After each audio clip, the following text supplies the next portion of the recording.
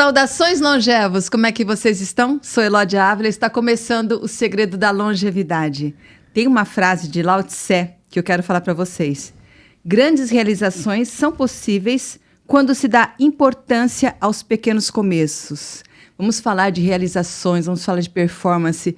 E hoje eu trouxe aqui, eu estou muito emocionada porque eu estou aqui com Lincoln Nunes, que é especialista em performance, ele é mentor de atletas e de empresários também. Ele vai falar muito sobre performance, sobre a gente estar muito bem. Obrigada, Lincoln, por estar aqui conosco. Obrigado, doutora. É um prazer estar aqui com você. Tô Sempre muito bom estar compartilhando conhecimento, né, com a sua audiência. Espero que a gente consiga entregar um conteúdo legal para eles. Com certeza. Eu estou te seguindo já faz um tempo. Eu vejo o que você fala, são conteúdos muito ricos que ajudam muitas pessoas. Você está ajudando muita gente, né, a desempenhar a sua melhor performance. Sim. E como é que você começou? O que te trouxe? Qual a sua formação? Como é que você entrou nessa área de ajudar as pessoas a conseguir o melhor delas? Foi uma construção meio que natural, digamos assim. Eu trabalhei 10 anos com o direito. Antes do direito, eu trabalhava com vendas, trabalhava numa loja multimarca que vendia várias marcas. E dessa loja, eu acabei fazendo uma transição para o direito. Tive um convite para participar de um escritório de advocacia, de trabalhar num escritório. Não entendia nada de direito, mas eu entendi que naquela época o mentor, né, que foi meu primeiro mentor, ele viu em mim uma possibilidade de complementar o que ele precisava, já que ele já era advogado, e ele precisava de uma pessoa com perfil como o meu. De lá teve um casamento muito interessante, eu fiquei 10 anos nesse escritório, foi muito interessante, toda a construção, toda a base que eu peguei, emocional, profissional. Ele foi meu primeiro mentor, o Maurício Poloni. Hoje ele ainda continua advogando, está com o escritório dele. Só que eu tive alguns desafios ao longo dessa jornada, digamos assim. Depois de uns 7 anos trabalhando no escritório, eu venho de uma família muito pobre, uma família muito humilde, onde eu tive muito amor, muito carinho, mas dinheiro sempre foi muito escasso pra gente. E eu sempre tive essa vontade de mudar um pouco a minha vida, dar felicidade para minha família, orgulho para minha família de que eu seria uma pessoa bem-sucedida. No fundo, eu demorei para entender, mas eu só estava trabalhando por isso, para poder ser aceito, né, pelos meus pais, em termos de dar uma satisfação para eles, que eu sabia o quanto que isso era importante para eles. Então, quando eu vi no direito uma oportunidade de me formar, eu pensei, nossa, nunca imaginei eu vindo da vila que eu vim, uma vila muito perigosa, conseguir ser alguém na vida, né? E quando eu estava nesse escritório, por uns 7 anos, eu tive um diagnóstico de câncer, onde eu comecei a ver a vida de um jeito diferente. Inicialmente seria um câncer de pâncreas, intestino ou fígado, que eu poderia estar morto mais rapidamente, já que é um câncer mais agressivo. Sim, total. E depois de um mês, que eu descobri que não seria, eu tive um diagnóstico de câncer de medula óssea. Mieloma múltiplo, né? Câncer nos ossos. E nisso eu fiquei uns 4 meses, mais ou menos, com esse diagnóstico. Então, depois que eu entendi que eu não morreria disso, os médicos estavam enganados, eu comecei a enxergar a vida de um jeito diferente. E comecei a me questionar alguns dos porquês. Um deles é porque que eu tinha ganhado uma sobrevida, já que eu não morreria disto. Os médicos estavam enganados e eu vivi com a certeza da morte. Isso faz quanto tempo? Foi em 2013. Então, 11 anos, mais ou menos. Sim. Eu tive a sentença da morte. E todo mundo sabe que vai morrer. Só que a sentença da morte muda tudo. Então, isso mudou um pouco a minha forma de ver o mundo, mudou um pouco a minha forma de enxergar as coisas. E quando eu descobri que eu não queria deixar a minha família aqui, porque eles sofreriam, já que eu partiria, eu não achava justo. Sim. Eu tenho a doença. Na época eu pensava assim, né, porque o diagnóstico era esse. Eu tenho a doença, eu vou morrer. E a minha família vai ficar. Eles vão sofrer. Sim. Não é justo. Então eu vou fazer de tudo para que eu consiga vencer a doença, já que eles vão sofrer mais do que eu que vou partir.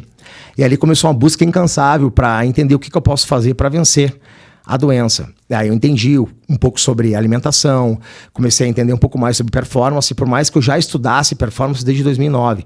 Eu sempre gostei. Para você ter uma noção, o pessoal achava que eu era louco. Em 2009... eu nem sei quantos anos eu tinha isso, vou ter que fazer um cálculo de cabeça, mas eu não sou bom de matemática. Em 2009, o meu hobby, 2010, eu gostava, se fosse 2010, daria 14 anos atrás.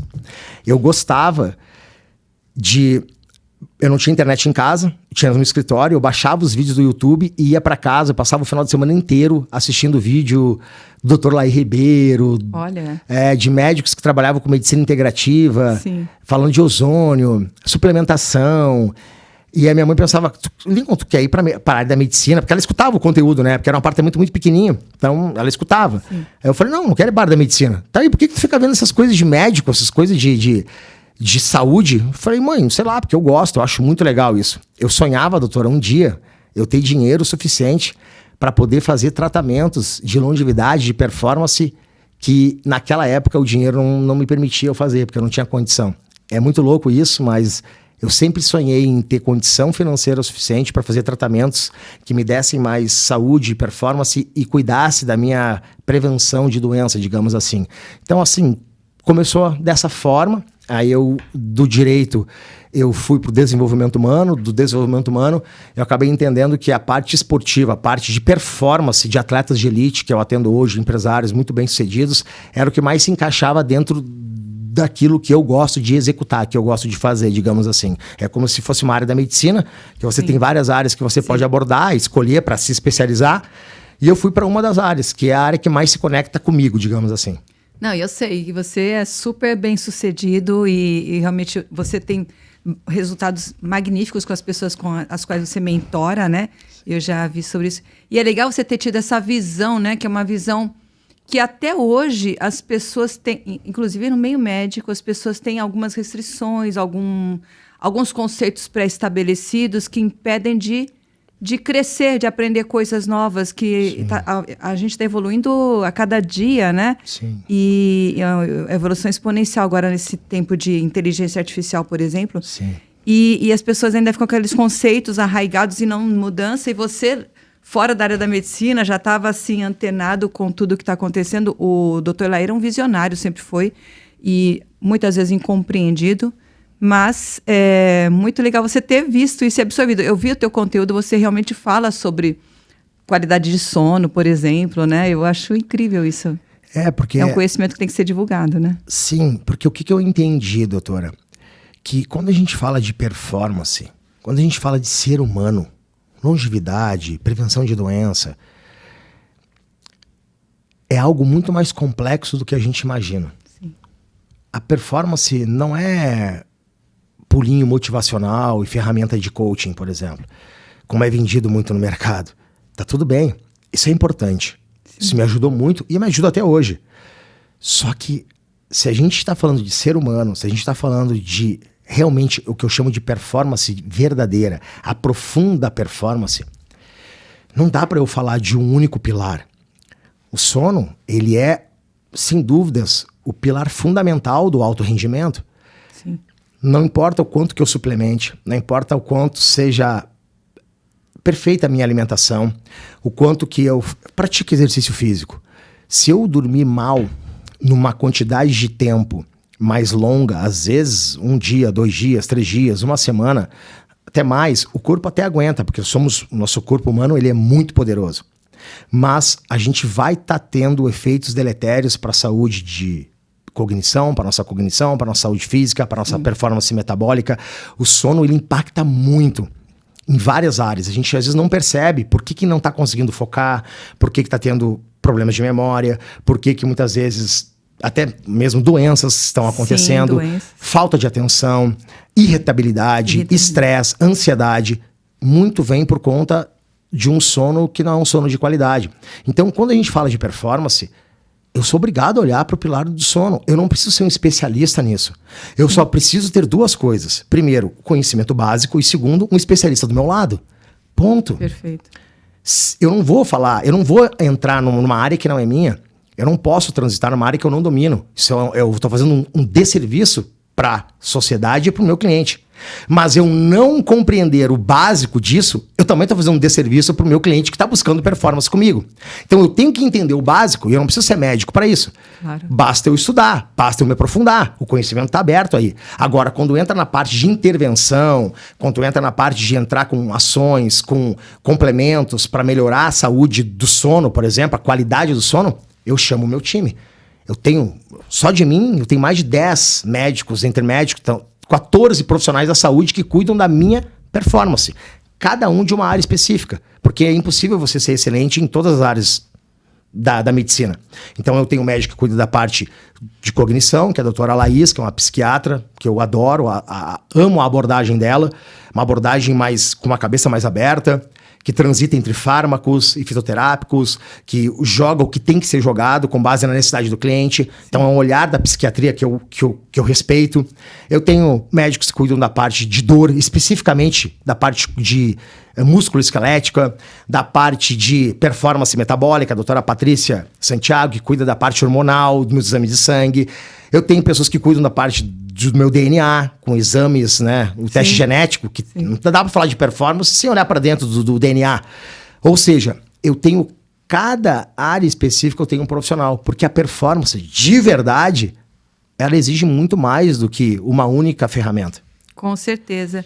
E é muito legal. Primeiro que eu quero esses contatos para a gente chamar aqui para o podcast, que eu sei que são pessoas que você selecionou, que são com certeza grande responsabilidade, que falam bem e que vão poder traduzir essa performance que é global para as pessoas que estão aqui assistindo. E também, eu acho super importante, Lincoln, a pessoa entender, porque tem gente que banaliza as coisas, se você der um tratamento para a pessoa, olha, você tem que se alimentar de uma forma certa, explicar cada alimento, o porquê e tudo, ela acha que não, que tem que tomar um remédio, que o remédio é muito mais importante que o alimento. A pessoa banaliza, você fala que tem que ter um sono de qualidade, ela acha não. Sabe assim? Então, esse conceito, que é um conceito tão certo hoje em dia, que a gente sabe que é o caminho que tem que ir, a gente dormir bem, se alimentar bem, beber água de qualidade, tudo, se exercitar, são coisas tão assim óbvias, mas que as pessoas não estão enxergando isso, dessa necessidade. Que primeiro ela tem que enxergar a necessidade, né? Para depois começar a procurar como melhorar, não é isso? Perfeito. Para mim, você destrinchou os 4 pilares fundamentais da mudança. Você falou 2 agora. Foi perfeito. Não quer dizer que eu tô certo. É o que eu acredito. É o que eu vivencio. É o que eu vejo na prática. Mas, claro que a verdade, ela não é obsoleta, né? Você aplica na sua vida, né? Ela não é obsoleta. Não é porque dá certo para mim que vai dar para você. Tá tudo bem. Então, a pessoa, primeiro, para ela conseguir entender se ela vai tomar uma decisão para mudar ou não, porque isso é bom ou não, ela precisa ter um nível de consciência dela elevado, que é o que você acabou de falar ali. A pessoa tem que entender que é importante. A pessoa precisa ter a consciência. Sem consciência elevada de que aquilo tem que ser mudado, não há mudança. Não muda, né? Não tem como, porque como é que eu vou saber?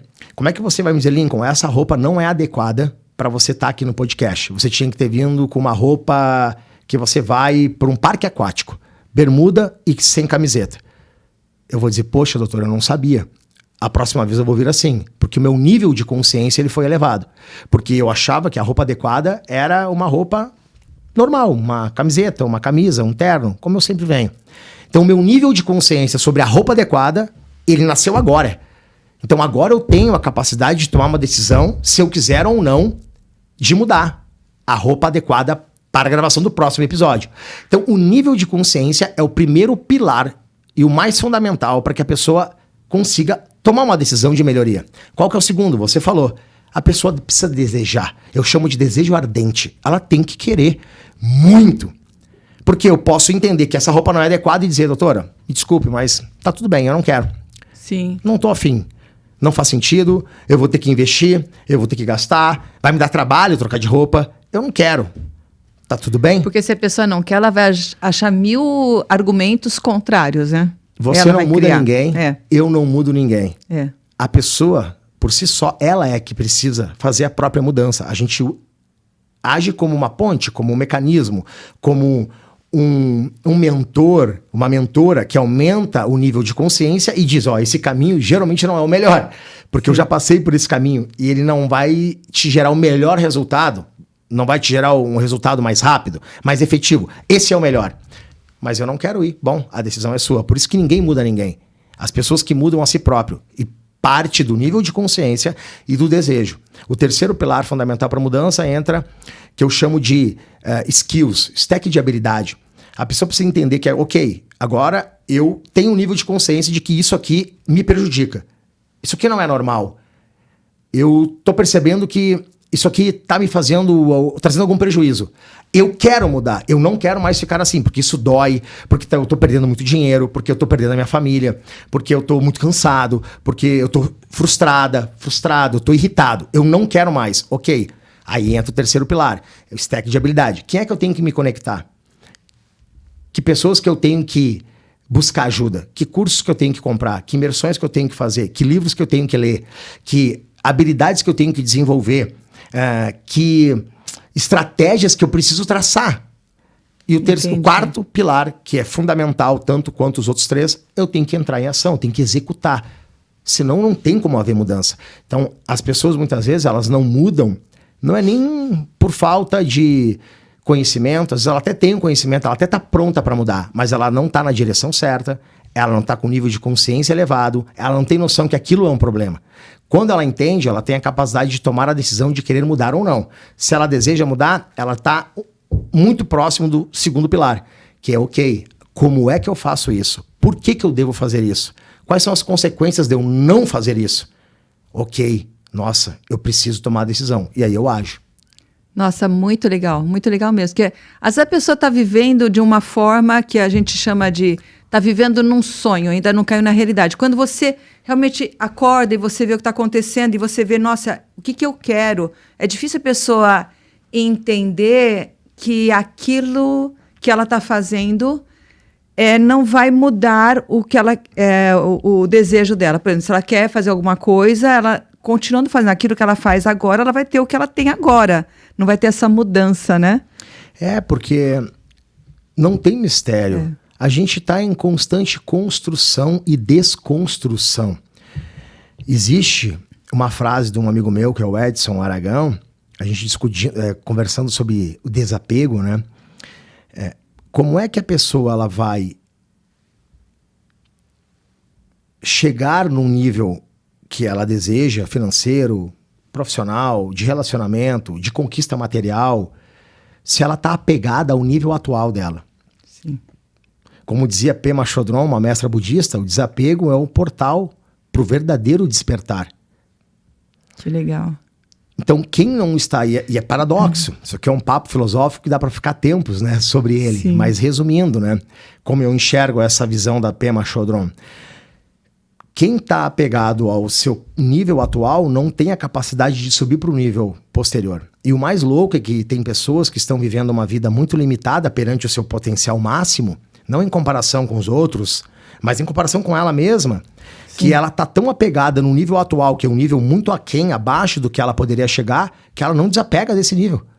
Ela quer continuar com as suas crenças, com os seus dogmas, com as suas verdades, com a sua forma de enxergar o mundo sem ter uma mudança de mentalidade, sem expandir a cabeça, sem escutar. Poxa, cara, será que eu não preciso agir diferente? Será que eu não preciso desapegar dessas cascas, né? Será que eu não tenho que desconstruir quem eu sou para reconstruir uma nova pessoa? É difícil. Não é fácil, porque a gente não aprende isso em lugar nenhum. Nem em faculdade, nem numa rodinha de amigos. A não ser que a gente esteja inserido numa roda de amigos que fale sobre isso, mas é difícil. Então, eu entendo. Até porque isso é um desafio para mim também, que trabalho com isso. É constantemente um estado de vigília. De estar se superando, de estar me conectando com pessoas que pensam parecido, né? Pessoas que hoje levam o seu conteúdo, o seu tempo para outras pessoas que pensam diferente. Sim. É o tempo inteiro a gente dedicando tempo e energia para se desconstruir e se reconstruir.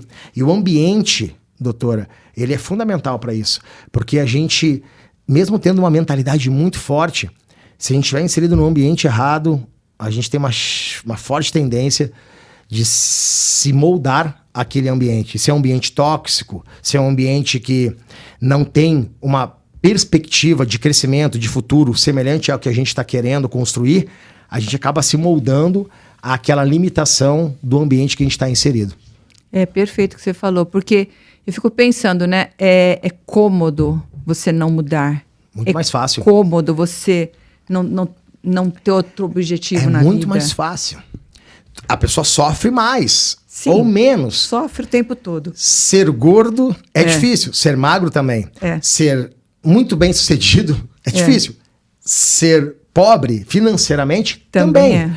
Ter amigos que têm um nível elevado de consciência, que puxam você pra cima, não é fácil, porque você toma porrada, eles te constroem, eles te botam o pé no pescoço, porque eu geralmente sou a pessoa menos inteligente da mesa que eu tô sentado. Então, assim, eu tomo muito... Que bacana isso.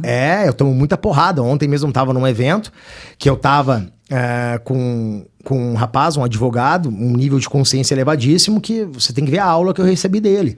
Que sabe? legal. De ajustes, de comunicação, de melhorias, de posicionamento, de muitas coisas que ele me ensinou. Então, assim, não é fácil escutar muitas vezes verdades que machucam. Sim. Só que pessoas que querem o nosso bem são pessoas que falam realmente o que a gente precisa ouvir, não o que a gente quer ouvir. É verdade. E é tão difícil encontrar essas pessoas, não é, Lincoln? É difícil encontrar pessoas que vão agregar você, que vão querer construir junto, um ajudar o outro. Eu acho um pouco... A gente está num sistema que é muito... Na área médica é doido, hein? É doido. É difícil demais. O médico ele é muito fechado em todas Segura as áreas. a informação, né? E é uma coisa que eu acho que a gente tem que se doar. A informação não pode ficar presa. A gente tem que doar mesmo, tem que ajudar, porque cresce tudo. Não, e às vezes o médico está mais preocupado em ficar criticando o colega que está fazendo algo bom do que ele olhar para o umbigo dele e ele fazer também. Isso. Não, é impressionante. Eu tenho muito acesso a médicos, né? Eu já mentorei muito médico. Mudar o que ele estudou anos, porque a gente estuda há muito tempo. Sim, muito. O médico é uma pessoa muito inteligente. Agora, você chegar num ponto em que você aceita que aquilo que você estudou, tudo aquilo pode não ser a verdade, isso é difícil. É muito. É difícil. É muito, porque a gente acredita naquilo. A gente viveu por muitos anos, né? O médico, né? Tem aquela... Tem muitos médicos, bons médicos, excelentes médicos, que criticam quem tá na internet. Sim. Quem tá fazendo conteúdo como você. Sim. Porque na cabeça dos médicos mais ortodoxos, mais tradicionais, o médico que se posiciona, que vai pra internet, ele é o charlatão, ele é o picareta, ele é o médico que tá passando fome. Tem preconceito. Só que o mundo mudou, doutora. Hoje, sabe qual é o papo? É só entre eu e você, ninguém tá sabendo. Não. Ninguém tá vendo nada. Sabe o que rola? Eu não sei se tu sabe disso, eu vou te falar agora abertamente como um paciente que frequenta muitos médicos, né? Graças a Deus, por performance, por prevenir. Eu sempre acredito que a prevenção ela é mais barata, é mais em conta do que o tratamento. Perfeito. E sempre menos dolorido, porque dói a pessoa que está sendo tratada. A prevenção ela é sempre o melhor remédio. Hoje em dia, doutora, o que rola nos bastidores dos pacientes, sabe o que é? O médico que não está no digital, ele sim é o picareta e charlatão. Sabia? Sério? É isso que rola. Porque a gente se pergunta, se esse médico é tão bom, se ele é tão confiante, se ele é tão top, se ele gera tanto resultado, por que esse médico não tá gravando conteúdo na internet? Ele não domina o que fala? Ele tá com algum problema interno? O que acontece? Hoje, isso indifere a minha opinião ou a sua. Eu tô te falando um fato. Sim. Um fato. A minha esposa foi fazer uma cirurgia onde a cirurgia teria um valor agregado bem alto. A cirurgia estética. E um dos critérios que ela usou para poder selecionar foi a conexão que ela teve com o médico que entregava conteúdo na rede social. Olha, confiança, né? Confiança. O médico não entende que a rede social gera confiança para o paciente. O paciente se sente mais próximo, o paciente confia mais, ele acredita mais. Muito mais do que aquele médico que está dentro de uma caverna. Mesmo que ele seja um Einstein da cirurgia, da plástica, da medicina integrativa, da parte de performance metabólica, não importa. Então, hoje o mundo mudou. Sim. E quem não entendeu isso vai ser atropelado. Principalmente na medicina. É por isso que tem muito médico que não tem tanto currículo, não está tão capacitado, digamos assim, que está atropelando médicos muito mais conceituados, muito mais... com currículo, com mais experiência, excelentes médicos. Por quê? Porque muitos médicos, infelizmente, estão presos em dogmas, crenças de que quem vem se expor na internet é um médico ruim. Na verdade, a visão da sociedade está sendo a contrária. Se o médico não está sendo exposto, se ele não está colocando a cara, é porque tem alguma coisa aí. E esse médico está deixando muito dinheiro na mesa, mas muito. Olha só que coisa, né? Eu não tinha pensado nisso. Eu faço isso por opção, porque quando eu comecei a pegar mesmo assim na internet foi na época da pandemia. Porque eu operava, na pandemia, a gente operou muito, o cirurgião plástico trabalhou muito, porque todo mundo ficava em casa. Sim. Então a gente operava muito nessa época. Claro que eu escolhi hospitais que não tinham Covid, a gente cuidava o máximo, mas muitas vezes o pós-operatório eu não podia juntar as pessoas num consultório, então eu ficava lá online, conversando com as pacientes, fazia lives, explicava, tirava dúvidas, e aí eu comecei a me aprofundar mais na internet, mas eu sempre gostei de divulgar, já tive canal no YouTube há muito tempo, desde que começou, assim, faz muito tempo, e só que a vida de médico, a gente também não tem muito tempo, né? Você sabe muito, como é que a gente trabalha muito. Sim. Então, assim, eu me aprofundei mais agora na pandemia mesmo para cá. Mas realmente eu não tinha pensado nisso. Realmente, as pacientes falam que sentem muita conexão comigo porque eu estou sempre aqui conversando com elas. A primeira coisa que a pessoa vai me pedir, faça um teste com seus amigos, com seus parentes, seus conhecidos. Você vai indicar alguém, um médico, um profissional, para alguém do seu ciclo de amizade. Perceba qual é a primeira coisa que a pessoa vai perguntar. Pede o Instagram. É verdade. E aí a gente tem um grande problema. Se eu vou indicar um médico para alguém, essa pessoa vai me pedir inicialmente o Instagram. Provavelmente a primeira coisa que vai ser pedido. Se o Instagram do médico ele não é condizente com o potencial, o resultado que o médico entrega, eu já preciso me justificar para essa pessoa que eu estou indicando. Tá. Cara, não leva mal o Instagram dele. Não dá bola. Ele realmente é muito bom. Só que ele não é um cara que se expõe na internet. Sim. Eu preciso começar a argumentar, eu preciso justificar o porquê que ele não tá na internet. Sim, é verdade. Entende? Então, se a pessoa confia muito em mim, ela vai, talvez, falar com o médico. Mas já tá 1-0. Já.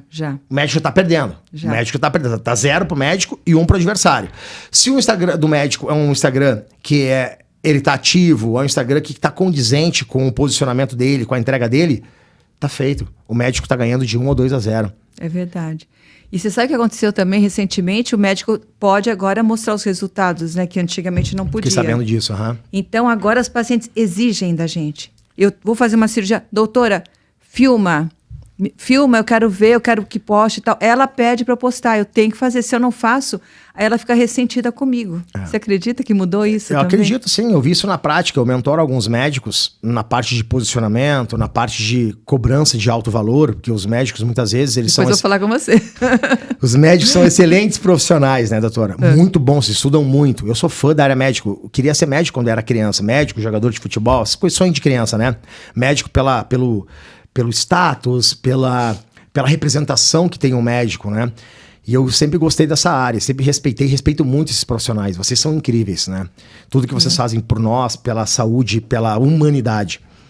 Só que, infelizmente, a gente não é perfeito em tudo. Então, os médicos, eles são excelentes profissionais, estudaram muito, só que eles não desenvolveram outras capacidades. Sim. Capacidade de venda, capacidade de comunicação, capacidade de persuasão, de persuasão, capacidade de engajar o paciente, empatia, gatilhos que ele tem que usar para poder vender mais e melhor, sem ser um picareta, um charlatão, sem mentir. Sim. Então o médico ele não desenvolveu essas habilidades e muitas vezes ele odeia vender.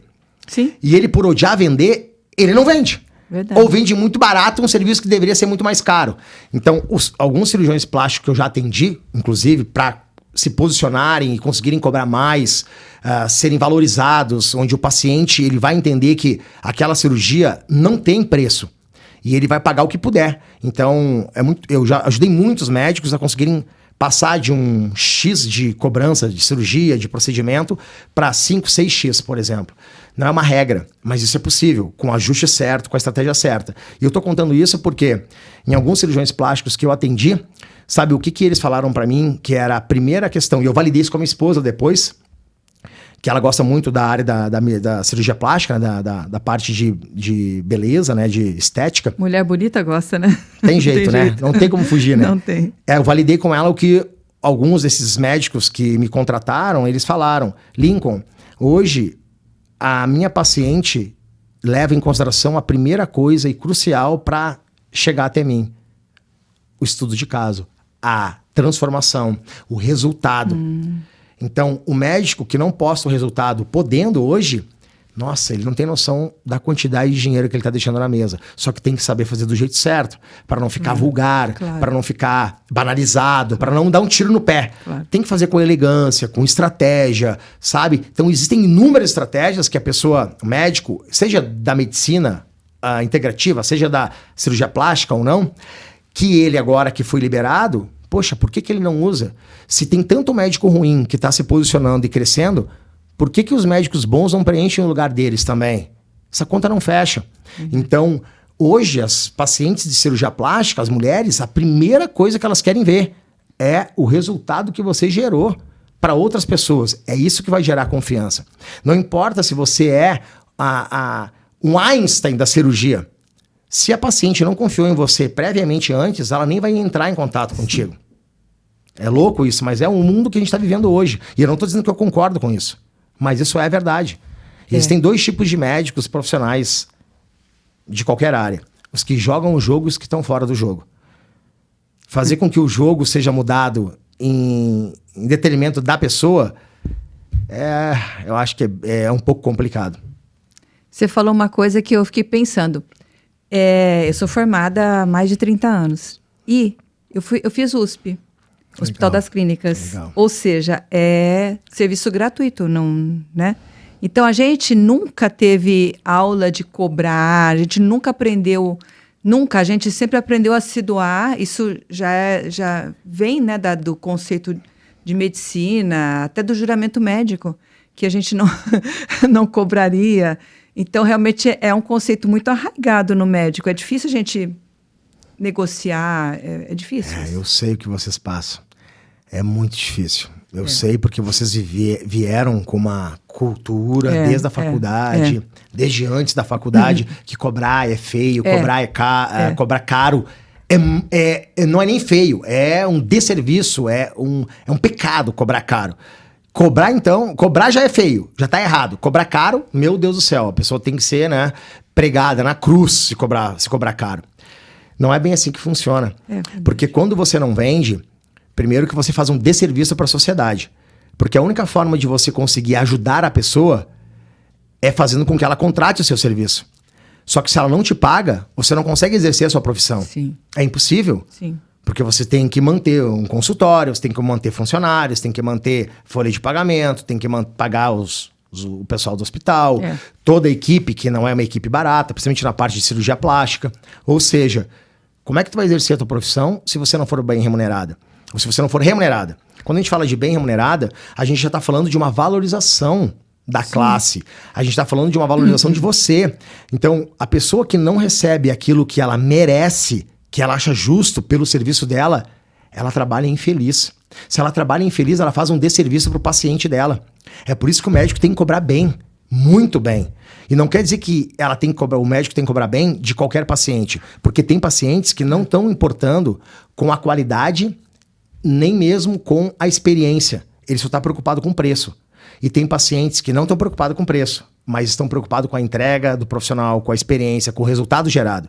Então não dá para você ter os 2 tipos de pacientes trabalhando a mesma comunicação, da mesma forma, com a mesma estratégia. Então o médico tem que saber com quem ele quer trabalhar, porque não tem nada de errado nisso. Tem espaço para todo mundo. Claro, até porque acho que quanto mais você estuda, mais se dedica, mais qualidade tem o seu trabalho, é claro que... E mais o médico tem tempo de performar. Falando de performance, ele precisa performar em alto nível. Você é uma pessoa que se cuida, você é uma pessoa que dedica tempo para a sua saúde. Sim. Não quer dizer que você é perfeita. Não somos perfeitos, não existe. A perfeição ela é efêmera. Só que a gente tem que buscar ela, mesmo que a gente não consiga encontrá-la. Então, para que você cuide de você, para que você cuide do seu paciente da melhor maneira possível, você primeiro precisa cuidar de você. Você tem que estar performando em alto nível. Só que para você performar em alto nível, você precisa investir em você. Se você só investe em você, se você for bem remunerada por aquilo que você faz. Perfeito, perfeito. Vou puxar aqui o assunto nosso aqui que eu andei pesquisando de você. Uhum. Né? Você fala muito sobre performance, você trabalha com atletas também, Sim. né? E você fala muito sobre, eu achei bem interessante, sobre micro-hábitos. Sim. Fala um pouquinho pra gente sobre isso, porque eu tenho um público também que quer emagrecer. Boa. Tem muitas meninas que me seguem aqui que estão com dificuldade. Você sabe que a gente está com muita dificuldade, muito maior que antes, né? Devido à alimentação e tudo. Tudo que aconteceu na pandemia também. Tudo que aconteceu na pandemia. E a gente passou 1 bilhão de pessoas obesas e tal. E outras coisas também, não só em relação ao emagrecimento, mas mudança de estilo de vida, treinar mais, tudo. Sim. Como é que a gente consegue adquirir esses micro hábitos e persistir com eles? Boa pergunta, doutora. Eu vou ser bem objetivo e trazer um conceito que o pessoal possa aplicar na prática, no seu dia a dia. Os micro hábitos, eles são interessantes porque eles trazem um conceito de você pegar, por exemplo, um objetivo muito grande de emagrecer 10 quilos, um exemplo hipotético. Quando eu penso, nossa, 10 quilos, eu me distancio muito desse peso. Eu fico imaginando todo o sofrimento mental, eu já começo a pensar, a gente tem uma tendência de superestimar, né, o tamanho do problema. O medo, ele nos envolve, a nossa percepção de que não vai dar conta, ela é aumentada, porque eu estou muito distante daquele objetivo. Se eu pego aquele objetivo macro, que seja, por exemplo, a pessoa quer emagrecer 10 quilos, e eu desmembro esse macro objetivo em micrometas, em micro-objetivos, e eu posso dizer que a gente pode desmembrar essas micrometas em metas, objetivos, hábitos micro, que seja do tamanho de uma formiga, a tal ponto de ser impossível eu dizer que eu não posso fazer. Ah, legal. Como? Vamos lá. Uma pessoa que quer emagrecer 10 quilos, ela tem um objetivo macro. Eu não vou botar o meu foco nisso aqui, eu só tenho isso como um target, como um alvo. O meu foco vai estar nos micro hábitos, nas micrometas, nos micro direcionamentos de ações que eu vou fazer no dia a dia. O que eu posso fazer hoje, doutora? Que é impossível eu dizer não, de tão insignificante que vai me colocar mais próximo de chegar no alcance do objetivo macro. Exemplo, será que eu consigo comer um pouco mais de salada e um pouco menos de carboidrato? Sim. Eu não estou dizendo para eu só comer salada. Sim. Um pouco mais de salada. Se eu não como salada, será que eu consigo comer um pouco de salada e diminuir um pouquinho? Tipo, 30% da minha comida? Sim. Eu peguei aquela macro meta, macro objetivo, eu transformei numa micro meta, onde eu consigo botar um pouquinho mais de salada e te diminuir um pouquinho daquela comida redundante, um carboidrato que eu botaria redundante ali. Eu vou diminuir um pouquinho da quantidade de comida e vou substituir por um pouquinho de quantidade de salada. Eu consigo fazer isso. Certeza. Qualquer pessoa consegue. Eu venci. Quanto que eu estou tomando de água por dia, doutora? Uma média de 2 copos. Será que eu consigo tomar 3 copos? Consigo. 1 copo a mais. A água hoje, ela é um fundamental elemento no auxílio do emagrecimento. Você sabe melhor do que eu isso. 1 copo a mais, eu consigo dar conta de 1 copo a mais. Eu estou mais próximo do meu objetivo macro. Eu já cumpri 2 micrometas, que elas são reduzidas ao tamanho de uma formiga. É algo insignificante, que é impossível dizer não. Agora você imagina isso acontecendo vezes 10, que são 10 ações micro dessas no dia, um exemplo fictício, vezes 30 no mês. Eu vou estar mais longe, eu vou estar igual, ou eu vou estar mais próximo do meu objetivo macro? Você próximo. Que é especialista. Totalmente mais próximo. Eu não estou dizendo que eu vou emagrecer 10 quilos em um mês. Que eu vou emagrecer 1 quilo em um mês. Talvez eu nem emagreça. Mas é muito mais do que o resultado. Eu estou criando um comprometimento mental de que eu sou capaz de chegar lá. É muito mais sobre mentalidade do que sobre o resultado propriamente dito. A mentalidade, ela é a base para o emagrecimento, é a base para o sucesso financeiro, é a base para uma construção sólida de um relacionamento. A mentalidade é como se fosse os pés dessa mesa que a gente está aqui. Para sustentar essa mesa, existe uma base sólida com ela, senão a gente não estaria com essa mesa em pé, ou a gente ia se apoiar e ela ia cair, porque a base, ela é frágil. Então, toda base, seja mental, que seja frágil, ela tem uma dificuldade imensa de construir algo consistente. Por quê? Porque ao longo da nossa vida, doutor, a gente vai o tempo inteiro nos reforçando mentalmente, em termos de comportamento, o quanto nós fracassamos, o quanto nós somos fracassados. Na verdade, a gente não é fracassado. A gente está com um comportamento que nos leva ao fracasso. Isso já muda tudo. Ninguém é fracassado 100% do tempo. Mas a pessoa acredita, eu sou fracassado. Ela cria a identidade de que é, mas ela não é. Ela está com um comportamento que leva a uma mentalidade de um condicionamento de que ela está passando por um processo de fracasso. Por quê? Ela fala que vai acordar cedo e ela bota o celular para despertar e ela bota o soneca para ativar. Ela não levanta.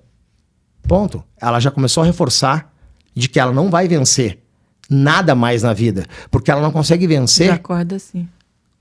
A própria palavra que ela se comprometeu com ela. Imagine você, se eu falasse pra você que eu ia vir hoje gravar o podcast e eu não apareço, e eu dou uma desculpa, e você confia na desculpa.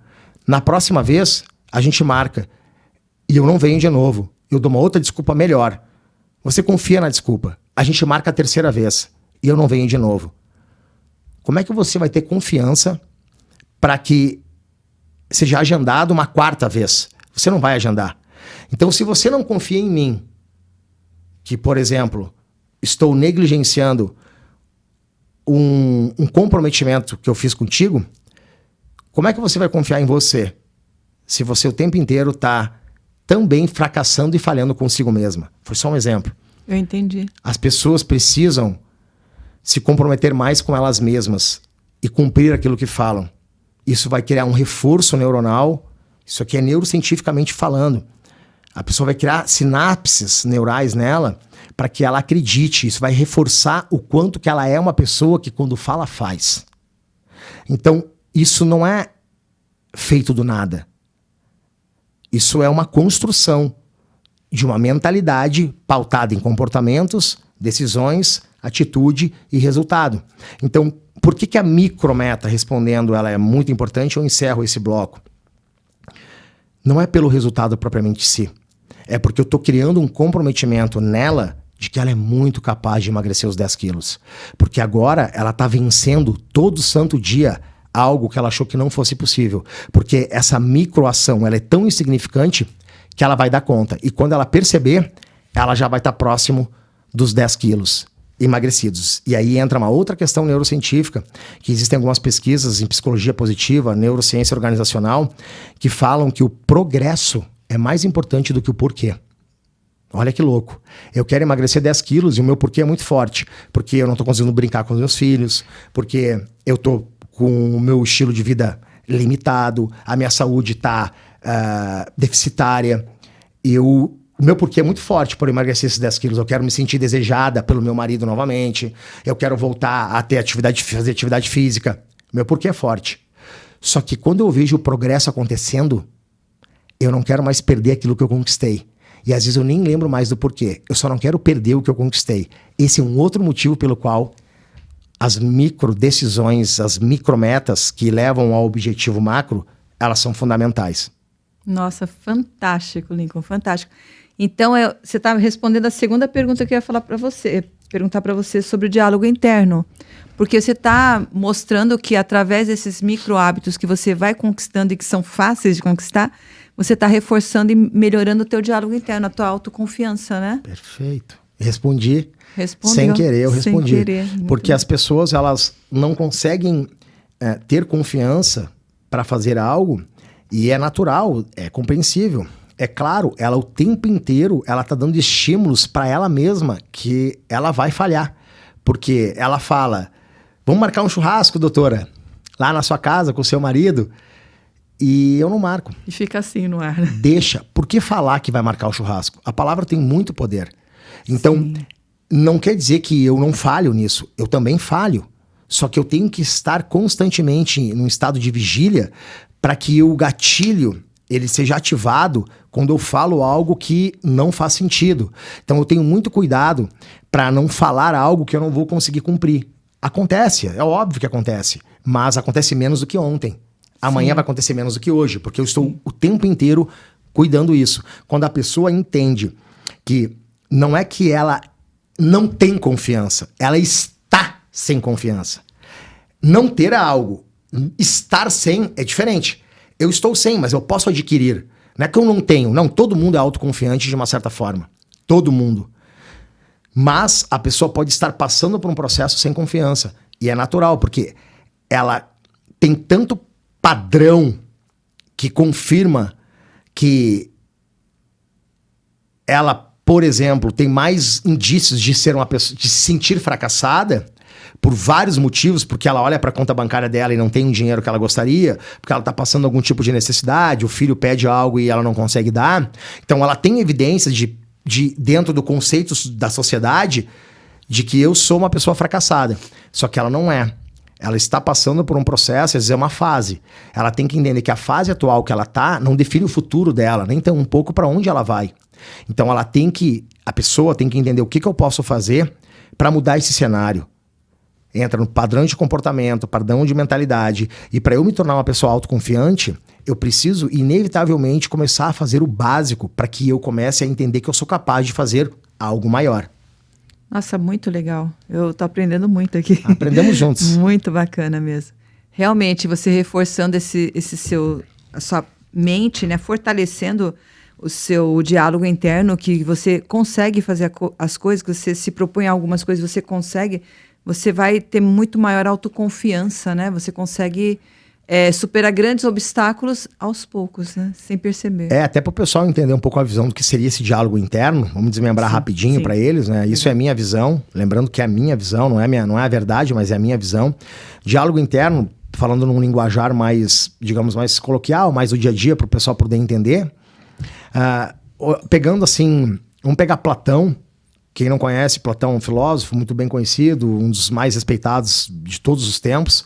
Platão falava que existia o plano das ideias de Platão. O que Platão dizia com o plano das ideias de Platão? Que tudo parte de uma ideia. Tudo que foi projetado hoje, que a gente toca, que a gente usa bens materiais, tudo que a gente consegue mensurar, que é palpável, foi projetado por um pensamento, por uma ideia. E se a gente for analisar, faz muito sentido mesmo. Porque pensa na Apple, né? Steve Jobs, quando fez o iPhone, ele queria revolucionar a humanidade com aparelhos que fossem de fácil interação, que fossem tecnológicos, e tinha toda a missão dele conectada. Mas perceba que tudo que foi feito hoje, toda a estrutura do iPhone, antes nasceu na mente do Steve Jobs. Se for analisar a própria Disney, quando foi criada, um dos irmãos, eu não sei se esse fato é verdade ou se isso é um conto, mas fala-se que um dos irmãos que estava vivo, estava com alguém do lado e falou, pena que o irmão que tinha falecido, que eu não sei qual dos dois era, não sobreviveu para enxergar a inauguração, né, a Disney pronta. E o irmão falou, você não sabe o que está falando, né? Ele já viu muito antes de nós mesmos. Sim. Ou seja, o diálogo interno está muito ligado à qualidade dos meus pensamentos, o direcionamento que você dá quando um problema surge, o que você fala para você quando alguma coisa sai errado, quando não dá certo. Afinal, a vida não é justa. A vida é sofrida muitas vezes. É o que é. Mas como eu encaro isso? Como é que eu converso comigo mesmo, né? Então, existem várias formas da gente argumentar internamente com nós mesmos, independente da situação, que vai levar a gente para um caminho diferente. Então, diálogo interno diálogo interno nada mais do que a nossa capacidade de conseguir processar os pensamentos, as emoções, tudo aquilo que acontece internamente, que foge do campo físico. Se eu falo pernas, me levem para a porta. As minhas pernas vão levar para a porta. Esse movimento é fácil de entender. Agora eu falo emoção, e falo comigo mesmo. Isso é nobre, justo e bom. Fica comigo. Eu não quero sentir raiva, não quero sentir frustração, medo nessa hora. Não é assim que funciona.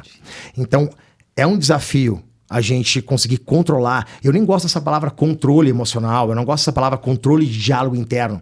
Eu gosto de direcionamento. Porque às vezes eu não controlo a sensação que eu tenho, o pensamento, ele vem. Não dá para controlar.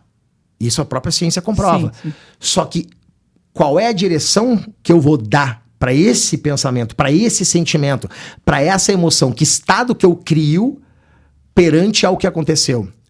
Como eu converso para eu direcionar essa emoção?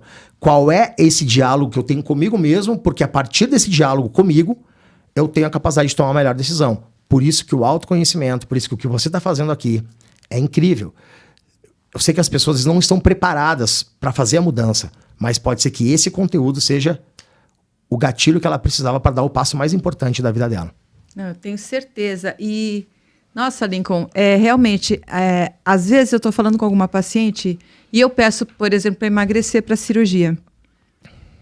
E eu leio o pensamento dela. Não tem como. Ela tá olhando assim, com aquela cara, mais uma pessoa me pedindo. Não, eu já tô aqui porque eu não quero emagrecer, doutor. Já pensou, eu quero fazer a cirurgia, eu quero o milagre de transformação sem emagrecer tudo.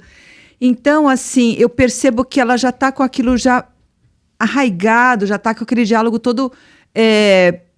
um diálogo dela mesma que vai prejudicá-la, né?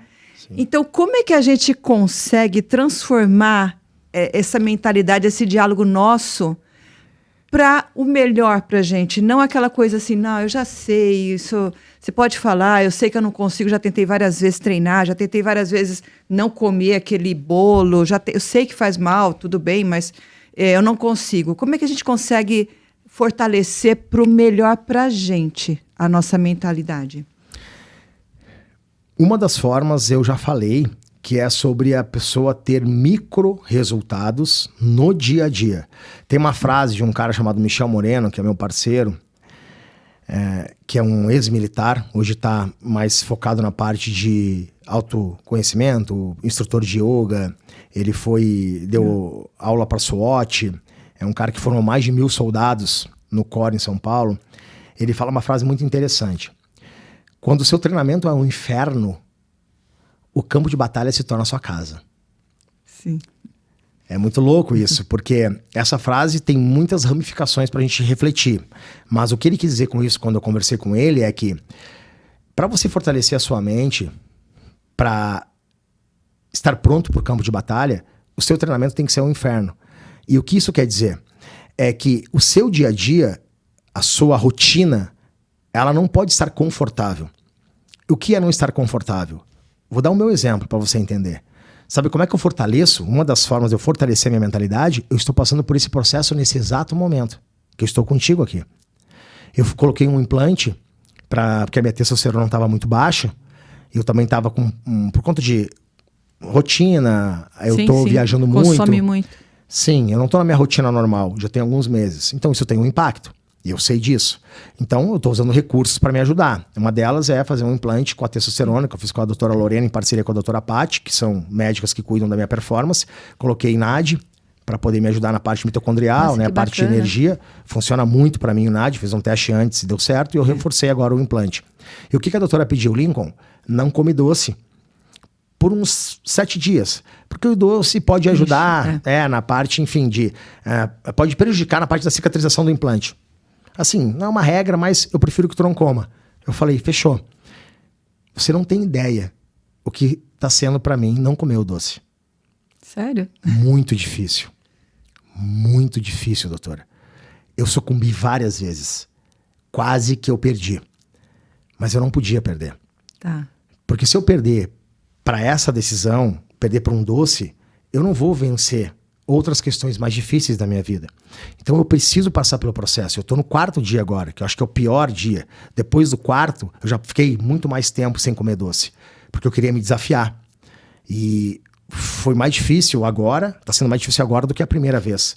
Então, eu tô fortalecendo a minha mentalidade, dizendo não pro doce, tendo acesso a qualquer doce. Eu amo doce, eu adoro doce. Esse é o meu calcanhar de Aquiles. Então, para mim, ficar sem comer doce é muito mais difícil do que, sei lá, fazer uma maratona, fazer um triatlo. Eu tenho certeza disso. Eu vou te dar uma dica boa, só te interrompendo um pouquinho. Pode dar.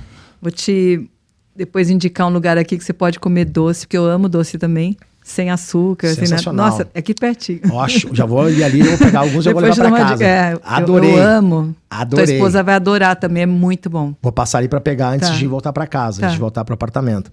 Então, Isso é fortalecer a mentalidade. Eu tô fortalecendo a minha mentalidade, porque se eu tô vencendo esse desafio que é tão difícil para mim, eu tô criando um micro comprometimento que tá muito ligado ao que eu falei antes. Então, a pessoa, para fortalecer a mente dela, primeiro ela tem que entender o que tira ela da zona de conforto. O que ela tem que buscar no dia a dia, que são micro decisões, como, por exemplo, tomar o litro de água suficiente. A pessoa que não consegue tomar o litro de água suficiente, ela vai ter muita dificuldade para vencer outras coisas da vida. A gente está falando de água. Água. Ou seja, o que mais que ela não consegue fazer, que são coisas básicas do dia a dia, que está reforçando um sentimento de fracasso, que está aumentando a falta de confiança e não a confiança. Ela fica cada vez mais sem confiança na questão dela, tem menos confiança cada vez mais, porque ela não consegue fazer o básico. Então, começar a fazer o básico, doutora, é o fundamental, é a base para que a pessoa fortaleça a mentalidade dela. Isso é muito poderoso. Passada essa questão, eu posso falar sobre um outro processo, que é o processo de visualização. Eu não sei se faz sentido falar agora, ou você acha que fala em outro momento? Faz muito sentido. Eu queria muito que você falasse, porque eu aplico na minha vida. É fantástico. E eu gostaria que as pessoas entendessem, porque eu sei que você fala muito bem sobre esse assunto e eu acho muito importante na vida da gente. É importante demais. Então, pegando o gancho, uma das outras formas para a pessoa fortalecer a mentalidade e acreditar que que é possível ela superar os seus desafios, emagrecer para fazer a cirurgia com mais eficácia, com mais segurança, para você entregar um resultado melhor, a pessoa chegar em você mais pronta, ela conseguir acreditar que o que você vai pedir para ela vai conseguir fazer. Uma das formas dela conseguir chegar nesse patamar é visualizando ela já no estado desejado dela. Só que a visualização, ela é vista com olhares, com lentes diferentes do que ela realmente deveria. O que eu quero dizer com isso? A visualização, ela é muitas vezes olhada, vista como uma autoajuda barata e algo que não funciona. Um papo de coach motivacional que não teve resultado na vida. E eu vou dizer para você que eu também pensava dessa forma. Por quê? Porque eu não tinha o conhecimento necessário, eu não tinha a profundidade necessária e eu não tinha testado esse processo em mim ainda. Então, veja, quando eu não tenho conhecimento, quando eu não tenho embasamento, quando eu não testo e eu não vivo o processo, é óbvio que eu vou desacreditar. Não faz sentido, não faz parte do meu stack de habilidade, eu não vivenciei ainda. Eu não entendo o conceito, o meu conceito é superficial. Então, eu julgo com base no que eu tenho de informação. Passada essa questão, não. A visualização é muito poderosa e ela é embasada cientificamente. E eu poderia trazer vários conceitos científicos, mas eu vou trazer um, que para mim é o mais importante de todos. Edmund Jacobsen, em 1930, mais ou menos, por volta de 1930, ele descobriu que imaginar-se erguendo um objeto desencadeava a atividade elétrica dos músculos envolvidos naquela visualização em si. Sim. Ou seja, apenas imaginar-se, fechar os olhos, sem movimento algum, imaginar-se erguendo um objeto, desencadeava a atividade elétrica dos músculos envolvidos naquela ação. De lá para cá, milhares de pesquisas comprovam o ensaio mental ao aumento do rendimento. A capacidade do cérebro entender que aquela ação visualizada está acontecendo. Só que tem alguns detalhes aí. Não é de qualquer jeito e nem qualquer visualização, que também entra na parte das pessoas não acreditarem, porque eu faço, logo eu não tenho resultado, eu desacredito. Mas fazer do jeito certo muda tudo. Uma cirurgia, ela pode ter um resultado X. Feita do jeito errado, ela tem um resultado Y. Sim. Simples assim. Então, fazer do jeito certo muda tudo. Não adianta ter a informação. Eu posso ter informação de como faz uma cirurgia, doutora. Você vai me ensinar agora um procedimento.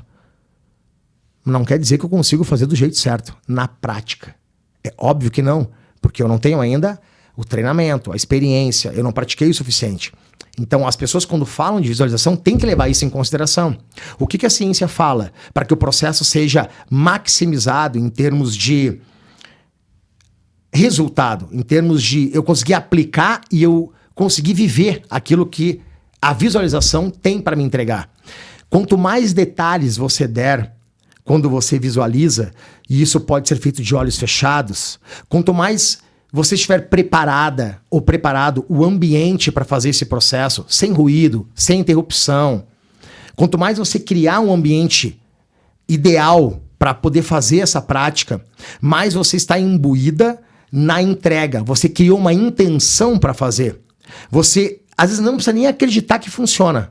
Se você só fizer do jeito certo, você vai começar a colher os resultados. Logo, você vai começar a acreditar que funciona. Entendi. Porque você não vai ter outra opção. Entende? Então, criar um ambiente ideal, ponto 1, é fundamental. Ponto 2, começar a enxergar a pessoa magra naquele peso que ela gostaria. E não só enxergar, ela vai procurar entender como é que é viver naquele peso. Sim. O que ela ganha com isso? O que ela deixa para trás com um peso mais adequado, com um corpo ideal que vocês vão construir, vão lapidar de uma forma perfeita, né? Eu digo que o cirurgião plástico ele é um artesão, ele é um artista. O que vocês fazem com o corpo é uma coisa impressionante. Então, como seria isso? O que ela ganharia com isso? Ela de olhos fechados, e se ela quiser colocar uma cerejinha ali, uma pimentinha para deixar ainda melhor, ela coloca uma música que vai construir uma conexão neuronal atrelado ao pensamento. E quanto mais ela se entrega, mais ela dá detalhes, quem vai estar do lado dela, quem vai vibrar com ela, quem vai torcer por ela, ela se imaginando, vamos supor que ela queira se sentir bem na praia de biquíni, que hoje ela não coloca. Como seria ela na praia de biquíni? Ela imaginando, ela com aquele sol, com uma caipirinha, com uma bebida, com uma água de coco, com as pessoas do lado, ela vivendo aquele sol batendo nela, ela olhando e falar, nossa, valeu a pena. Quem vai elogiar ela? Que tipo de elogio que a pessoa vai sentir? Então, quanto mais detalhes for canalizado e vivido, sentido, uma coisa é praticar, outra é viver e outra é sentir.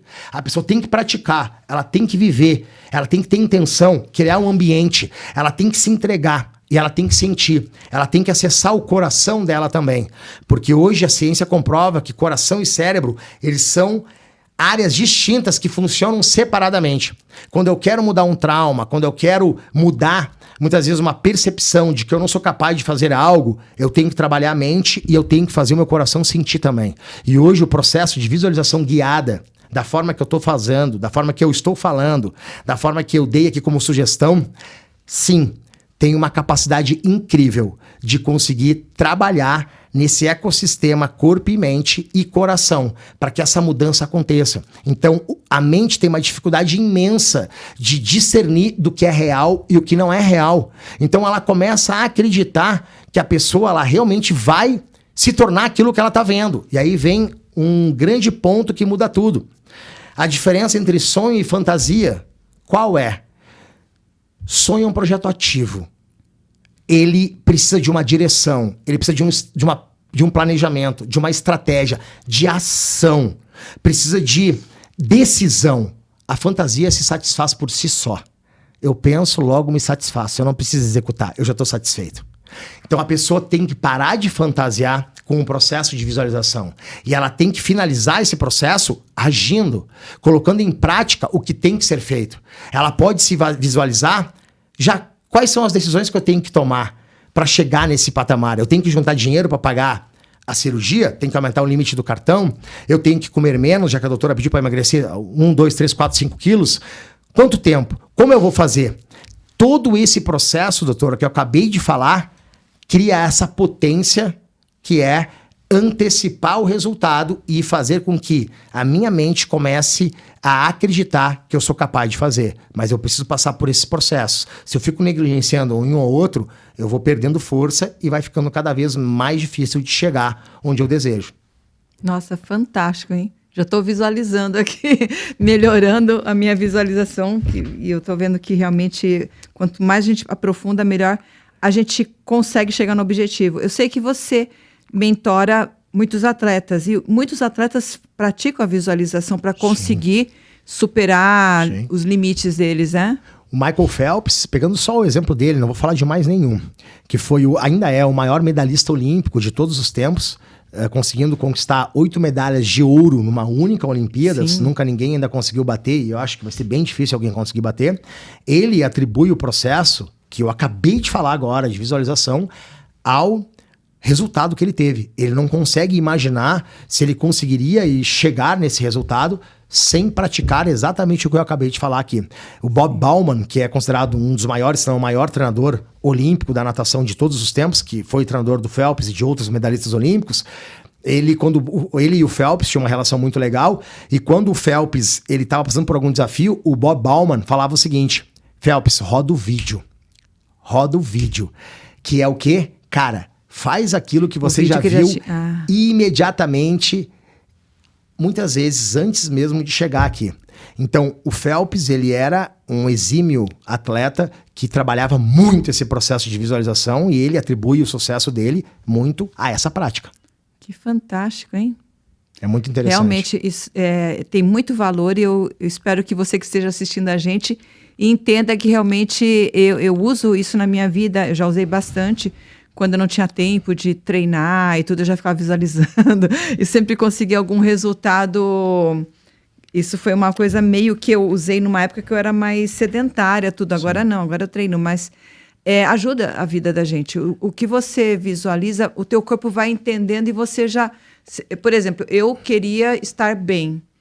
Eu, naquela época, não treinava, porque eu também vim de uma família pobre, não tinha esses acessos e tal, mas o que eu fazia? Eu ia na casa da minha tia, a pé, 20 quilômetros andando, entendeu? Então, assim, acho que esse método de visualização leva a gente a praticar alguma coisa para chegar naquele resultado que a gente quer, né? Porque ele te coloca em ação, ele te ajuda a ter mais clareza das decisões, do caminho.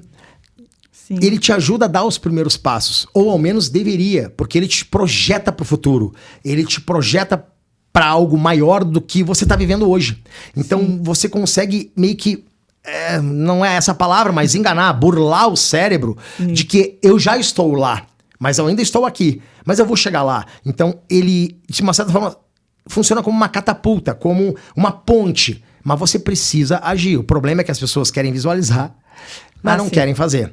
E aí, para finalizar, um último ensinamento que me ajuda muito, que é pautado também na ciência, do Shaw Achor, que é O Jeito Harvard de Ser Feliz, um livro que eu recomendo para todo mundo. Nossa, eu tenho esse livro, eu amo. Ele é muito bom. É fantástico. Talvez você lembre lá, doutora, de que ele fala para a pessoa, por exemplo, conseguir realizar uma ação que é um desafio para ela, ir para academia 6 horas da manhã, sendo que ela acorda às 8. Mas ela quer ir mais cedo porque vai ser mais fácil. Sim.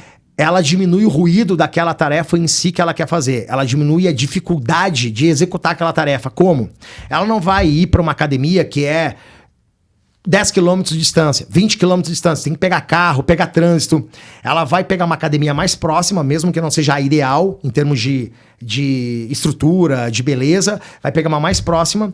Antes de dormir, ela já vai organizar a roupa dela, deixando toda organizada. Às vezes tem pessoas que dormem até com a própria roupa da academia, só bota o tênis e já vai.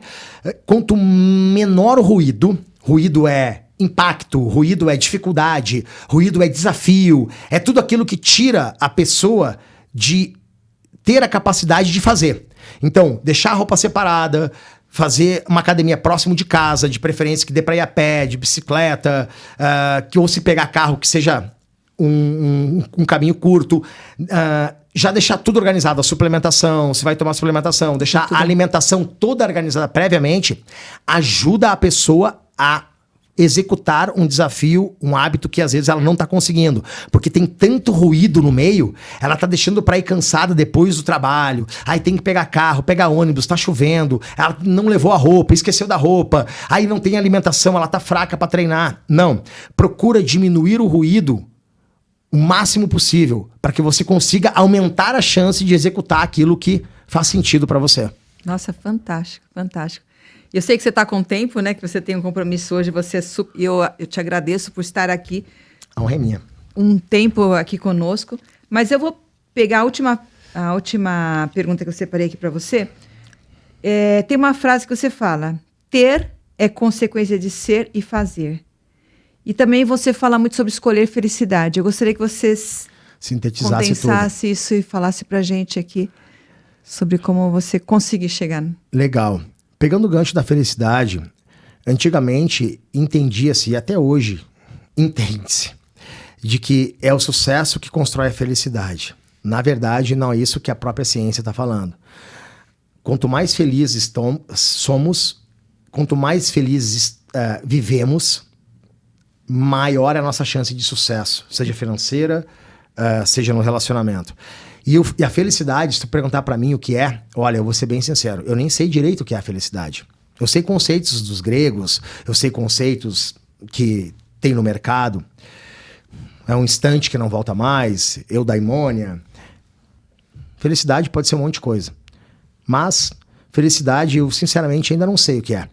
Felicidade pode ser muitas questões. Pode ser um momento que não volta mais, pode ser exatamente essa hora.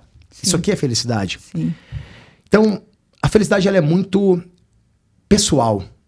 Não é uma ciência exata. Eu acredito que a pessoa tem que buscar o que é a felicidade para ela. E ela talvez um dia encontre. Talvez não.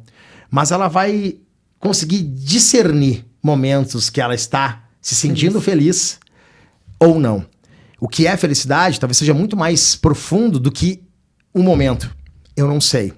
Mas o que se diz hoje é que quanto mais você está vivendo num estado de alegria, que é diferente de euforia, a felicidade, que talvez seja esse estado que nós estamos vivendo agora, que passa a percepção de tempo, espaço. Eu não sei quanto tempo a gente está aqui, também mas parece que foi 5 minutos. Aquele momento que a gente está com a família. Quanto mais a gente busca momentos que a gente está se sentindo bem, maior é a chance de ter sucesso. E eu sei que isso é difícil em momentos que a gente está passando dificuldade financeira, a gente muitas vezes não tem o que comer, as contas estão atrasadas. Eu já passei por isso várias vezes, então eu sei o que eu estou falando. Mas a gente entender que a felicidade é um estado, talvez, que eu escolho. Eu não posso fazer você feliz, doutora, nem a minha esposa. Vocês têm que buscar isso por si só. Eu posso ser uma ponte que agrega a sua alegria, que talvez faça parte da sua felicidade, mas eu não posso fazer você feliz. Então a pessoa precisa entender que a felicidade é uma escolha dela. E isso não tem a ver com dinheiro, não tem a ver com bens, mas tem a ver com o estado de escolha. E é difícil falar isso quando não se tem o que comer. Mas independente se é difícil ou não, eu não posso fugir da realidade. E quanto mais eu busco estar feliz comigo mesmo, sabendo que eu não tenho o que eu gostaria, mas eu estou em busca daquilo, eu estou buscando, trabalhando, eu tenho, por exemplo, felicidade pode estar atrelada à gratidão. Hoje dizem que não existe felicidade sem a gratidão, Sim. que é um outro assunto. Então, trabalhar a gratidão me leva a um estado de felicidade. E o que é isso? É entender que eu não tenho tudo o que eu gostaria, mas eu sou feliz por tudo que eu sou. Sim, por tudo que você tem. E por tudo que eu tenho. Então, isso me leva ao estado do ser. Respondendo, para finalizar. Sim.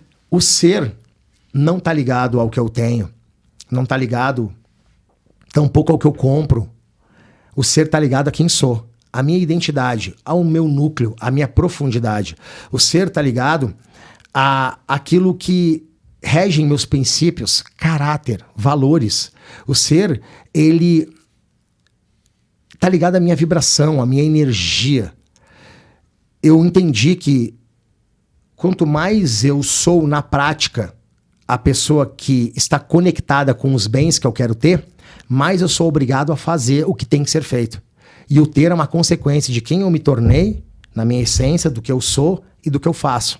O ter é só uma consequência. Hoje as pessoas focam muito no ter. Eu entendo. Até porque é mais palpável, é mais tangível, é cultural. Eu ter sucesso, ter dinheiro, ter seguidor, ter pacientes, ter tudo. Só que eu não vou conseguir ter isso se eu não me tornar essa pessoa na essência. Eu descobri isso tem poucos meses, dando um exemplo mais prático. Eu acordo às 4 da manhã, praticamente quase todos os dias, há 17 anos. Uau. O que eu tenho hoje é fruto de quem eu me tornei lá atrás. E os meus hábitos, doutora, hoje, eles são praticamente idênticos aos hábitos de quando eu não tinha nada. Quando eu estava começando na carreira, eu não tinha resultado, eu não tinha cliente. Então, eu acordo às 4, eu estudo, eu medito, eu faço o que eu chamo de VSM, Vença a Sua Manhã. Eu defendo esse conceito, que é o fruto do meu livro que vai ser publicado tão logo, que quem vence a sua manhã tem uma chance maior de vencer o dia. Sim, já começa bem, né? Muito bem, com atividade física, cuidando da parte mental. Então eu dedico quase, assim, uma boa parte da minha manhã para cuidar de mim. O meu bem mais precioso sou eu. Então, os meus hábitos, quem eu sou, mesmo lá atrás, claro que eu não sou a mesma pessoa, mas os meus comportamentos, a minha mentalidade, as minhas decisões de estudar, me dedicar, me aprofundar, de abrir mão de álcool, droga, balada, festa, de coisas que me tiram do foco, é exatamente a mesma coisa que eu faço hoje. Então, quando eu fui lá atrás, eu já me imaginava trabalhando com os atletas do mais alto nível. Eu já me imaginava, visualizava, sem conceito que eu passei para vocês, eu fazia de forma muito intuitiva. Fui entender o conceito científico, comportamental, não tem muito tempo. Só que eu fazia de forma natural, intuitiva. Quando eu comecei a ser a pessoa, na essência, que teria esses resultados, eu não tive escolha senão fazer o que tinha que ser feito. Então eu investi pesado na minha carreira. Eu passei muita necessidade, porque eu colocava muito dinheiro em masterminds, em mentorias, dinheiro que eu não poderia, logicamente, porque eu precisava comer, precisava pagar minhas contas. Só que eu entendia que a única forma de eu ter o que eu já tinha imaginado que eu poderia ter, era me tornando essa pessoa na essência antes. Então, a pessoa que deseja ter um resultado melhor, independente da área, eu peço para ela fazer uma reflexão sobre quem ela é, sobre os hábitos dela, sobre os comportamentos dela, sobre a mentalidade dela, sobre o emocional dela, sobre quem está ao lado dela e o que ela vem fazendo para ter isso. Provavelmente ela vai ver uma desconexão, uma falta de congruência entre quem ela é na essência, e não tem a ver com dinheiro, do que ela realmente quer ter. Então ela tem que mudar ela primeiro. Eu costumo falar que para o empresário acabar com o caos que habita na empresa dele, ele tem que acabar com o caos que habita dentro dele. O caos da empresa é resultado do caos mental desse empresário. Quando eu acabo com o meu caos mental, eu faço o que tem que ser feito para me conectar com a minha essência. O ter é só uma consequência. Perfeito. Nossa, é fantástico o que você disse. Nossa, estou aprendendo muito com você. Eu tenho certeza que quem está aqui nos assistindo está querendo saber como é que entra em contato com você. Se alguém quiser, não sei se você oferece mentoria para as pessoas comuns como a gente, assim, ou só para super empresários, atletas. Fala aí um pouquinho. É muito relativo, né? Depende muito do momento do médico, do empresário. Eu atendo muitos empresários que vieram por conta do meu posicionamento do atleta de elite, né? Sim. O médico, o empresário, ele entendeu, se ele consegue ajudar esse atleta, ele pode me ajudar. E geralmente sim. Não é uma ciência exata, eu não posso ajudar todo mundo e nem quero, mas se eu estiver diante de uma pessoa que está pronta, preparada, que está com a mentalidade certa e está construindo um determinado resultado, talvez eu consiga ajudar, talvez não. Se eu não puder, eu vou falar. Então, ela pode mandar um direct pro meu Instagram, minha equipe vai entrar em contato. Fala teu Instagram aqui. Assistiu o episódio da doutora Elódia, gostei e gostaria de saber mais sobre o seu serviço. A minha equipe vai dar atenção e vai entender se eu realmente posso ajudar ou não. E o meu Instagram é @Lincoln, com LN no final, Lincoln, LN, mais a gente vai deixar aqui. Vai estar aqui em cima do vídeo, embaixo do vídeo. É isso aí, assim que consegue encontrar, Lincoln mais fácil. Nunes. E também sigam, né, o Lincoln, porque realmente o conteúdo é fantástico, está sempre aprendendo, sempre para o melhor. Ele está sempre aqui, como eu, aqui na internet, ajudando para o melhor de vocês. E se vocês gostaram desse vídeo, deixem um like aqui e sigam o canal, que ajuda muito a gente. Mas antes de terminar, eu quero pedir para você uma palavra para resumir todo a nossa conversa aqui. Eu sei que foi muita coisa, foi muito enriquecedor. Vai pensando na palavra. Já sei. Já sabe? Mas eu queria te dar uma lembrancinha aqui da gente. Caraca! Espero que você goste. Que legal! Que legal! Espero que você goste. Que qual câmera? Eu não sei. Tanto faz. Era para ter tirado do plástico, mas... Não, tá tudo certo. Dá para ver aqui uma foto, um quadro. Que legal, muito legal. Adorei. Ficou legal, né? Muito legal. Nossa, amei. Muito obrigado. Nossa, que bom. É uma lembrancinha adorei. Pela sua participação aqui conosco. Que legal. Muito obrigado. Fiquei muito agradecido, muito lisonjeado aí. Muito obrigado mesmo. Imagina, nós que estamos lisonjeados. Então, faz um resuminho, Lincoln, para a gente aqui, o grande segredo da longevidade dessa nossa conversa. Eu tenho certeza que vou te chamar várias vezes, porque eu aprendi bastante. Tenho certeza que quem está assistindo aqui aprendeu muito. Muito obrigado. Foi uma honra estar aqui com você, passou muito rápido. É. Foi muito bom o papo. Acredito que aqui vivemos um instante de felicidade. Sim. Tenho certeza. Parabéns pelo teu trabalho, por você estar buscando sempre o melhor para os seus pacientes. Isso diz muito sobre você, sobre a tua dedicação, sobre a tua entrega, sobre a tua capacidade de entregar mais para aquelas pessoas que vêm buscando solucionar problemas, muitas vezes emocionais, internos, e que você consegue resolver, muitas vezes, com o seu trabalho, que é incrível. Foi uma honra para mim. E o resumo que eu digo, como um segredo, talvez, um segredo para a longevidade, é a pessoa entender o que realmente faz sentido para ela. O que eu quero dizer com isso? O que você quer para sua vida? Quem é que você quer se tornar? A longevidade, ela nada mais é do que um conjunto de hábitos que você hoje faz no seu dia a dia. E dependendo do que você quer, para onde você quer ir, a vida que você quer ter, você vai ter que tomar determinadas decisões. Para que você viva mais e melhor, partindo do pressuposto que vai dar tudo certo na sua vida em termos de projeção de idade cronológica, você vai ter que se tornar uma pessoa que vai buscar a felicidade ativamente, que vai buscar uma melhora na alimentação ativamente. Você vai ter que buscar conhecimentos, como o da doutora Elódia, ativamente. O que você quer para a sua vida? Se você quer viver mais e melhor, você vai ter que fazer diferente do que você está fazendo hoje. E isso é eterno. Então, que a pessoa busque cada vez mais, com micro decisões no dia a dia, onde ela vai reduzir essa ação de uma forma tão insignificante que ela vai conseguir executar. A longevidade, o segredo para que se viva mais e melhor com qualidade de vida, é estar conectado com a nossa essência, entendendo que dinheiro a qualquer custo e qualquer preço tem um preço. E muitas vezes a gente não está pronto para pagar. E isso estoura no nosso bem mais ativo. E para finalizar, cuide do seu maior patrimônio, que é você. E não o que a gente toca, o que a gente pega. Nada pode ser mais importante e nada pode ter uma atenção maior do que o seu corpo, a sua mente e o seu espírito. E não tem a ver com religião, mas sim com algo que vai além do que é a religião. É isso, cuidar do seu maior ativo, que somos nós mesmos. Nossa, perfeito. Estou muito feliz mesmo. Em cada episódio aqui eu aprendo mais e eu tenho certeza que quem está seguindo aqui o canal fica muito empolgado e esperando o próximo episódio, que vai ser sempre muito enriquecedor. Muito obrigada, Lincoln. Com certeza vou te chamar aqui várias vezes, porque realmente o teu conteúdo é incrível e eu tenho certeza que todos gostaram.